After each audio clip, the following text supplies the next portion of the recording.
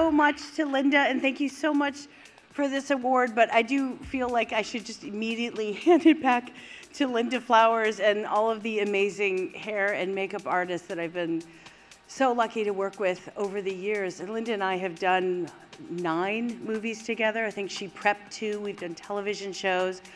We have talked endlessly about root volume and the love of a 45-degree bob, ventilating and hair rats, which she was the one that told me about that.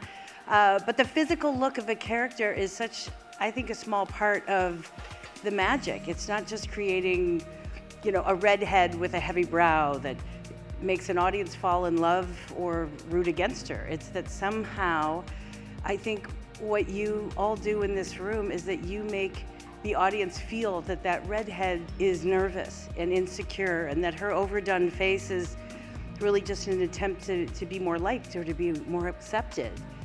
And that kind of artistry comes from this room. It just doesn't create the look of a character, but the heart of the character.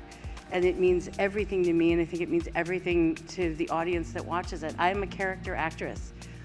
I fall in love with the power and the insecurity and the flaws of the women I get to play, but the only way that I'm able to do right by them is by building them step by step with hair and makeup. It's just, it doesn't happen without you. It's literally impossible. And my process, Linda mentioned, starts with me calling Linda, and we go to Wilshire Wig, the one in the valley. It's my fave. I buy myself a fresh new wig cap. There's some kind of fascinating thing about cracking open a new one. We stay there until we find her, you know? And that first moment when I see the initial kernel of what any given character will eventually become is such a rush and such a big relief, because I know that through what you guys do, I'm gonna be able to do my job because I see her and I feel it.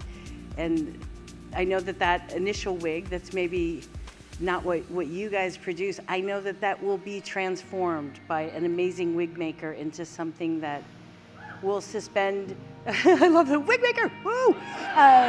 It not only suspends the audience's belief, but it makes me feel like I am becoming the person that I'm trying to play. And all of the amazing makeup artists I work with, Pamela Westmore and Callie Davey and Kate Shorter, I know that they'll build what the character needs. And maybe it's better cheekbones, maybe it's heavier under eye bags, or my favorite, rosacea. I strangely love to dabble in rosacea.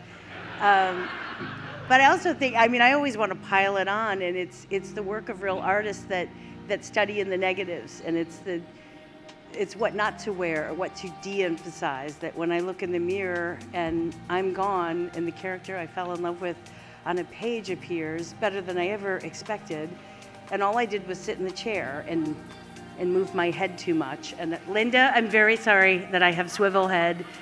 And we all really try, but we just get comfortable sitting with you and then we move our heads around a lot. I know it's terrible.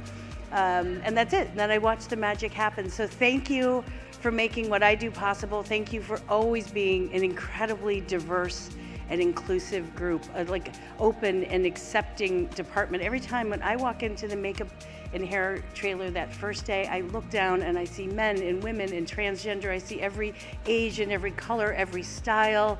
And I think this is the world I want to live in. And it is always felt, and it's always a place of love. And you help me and all of us to put on our armor and to play these characters, and you do it with love and creativity and just remarkable artistry. And often a lot of booze at the end of the day, let's be honest. I stay after. I want to thank you for this award from the bottom of my heart, and I want to thank you for making a farm girl from Illinois know that it's okay to double wig and double lash, because sometimes you just need it. So thank you. Thank you so much. I make my first call to Linda and I say I've taken something, and then I want her to read it, and then we go to the wig store and we just start building. And it's never usually, only once I think it's the exact wig, but it's usually, it gets us into like being able to see who it is, and then Linda will actually work with the wig maker and build it from there. But it's where I start. I mean, I don't know why I've always started from the hair down. And if it's my hair, we'll do that. But I kind of have to start with hair and makeup. And then I'm not able to do the character until I feel like I look like the character. And sometimes I don't know what she looks like until we find it. And it's a completely collaborative process. And it never doesn't surprise me. And it's always like one of the most fun things I get to do.